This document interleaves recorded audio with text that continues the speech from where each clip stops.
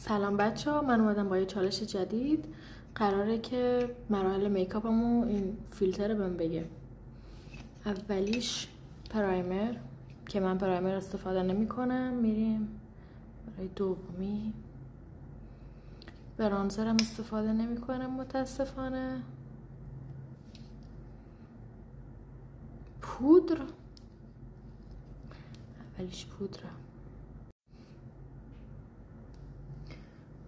تا من پودر میزنم شما لطفا چنل منو ساب کنید، چون من جدیداً چنل یوتیوب زدم. اگه میشه حمایت کنید.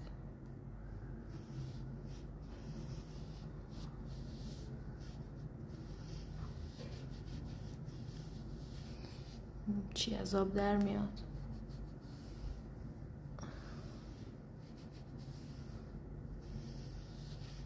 همینقدر کافی باشه دیگه. بریم برای بعدی. خب ببینیم بعدی چیه. این چیه؟ خب من اسپری فیکس ندارم. بریم برای بعدی.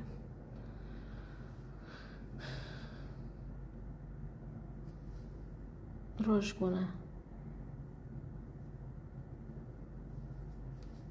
بچه من دستم خورد، مرحله بعدش هم آورد. پس مرحله بعد کانسیلره. تو من اینو فید کنم.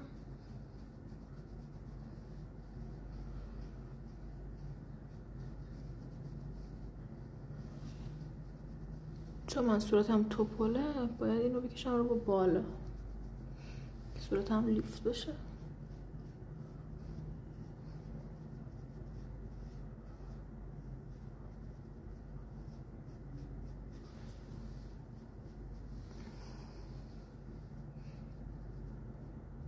خب کانسیلر.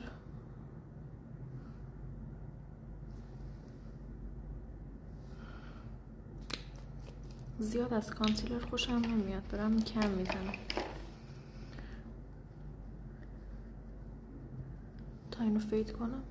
خب کانسیلر من فید کردم. حالا مرحله بعد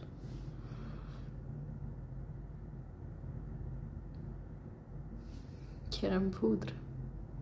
خب مثل همیشه گابرینی عشق که آخراش هم هست.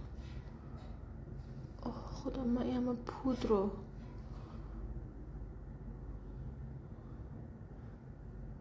رو رژگونه و اینا.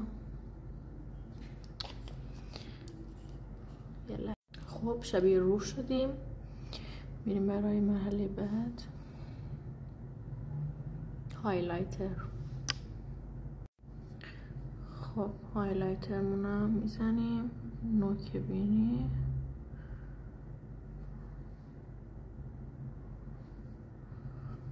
روی گونه.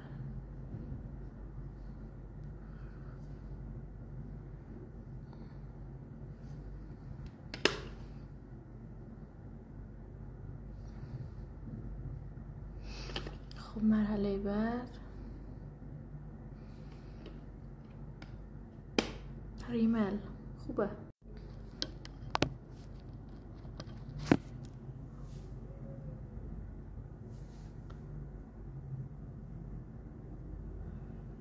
بچه من خیلی ریمل مارکای معروفی میخریدم ولی نمیدونم چرا دیگه فقط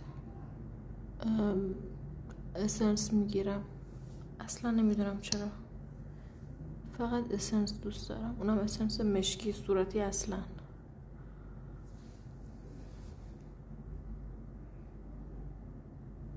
تا بود چشمم بزنم. خدای تفاوتشو ببین. این چشمم که اصلا بیرو، این چشم عالیه. من با مژان پرواز کنم. خب میریم برای مرحله بعد. رژ.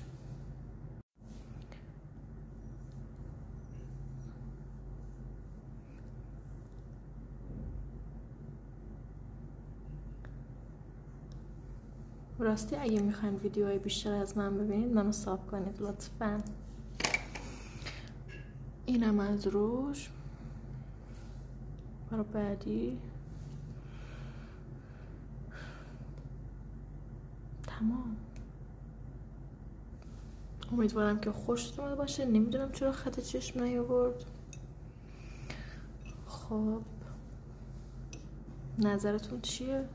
ابروهام نابودن. تا چالش های دیگه. خدافظ.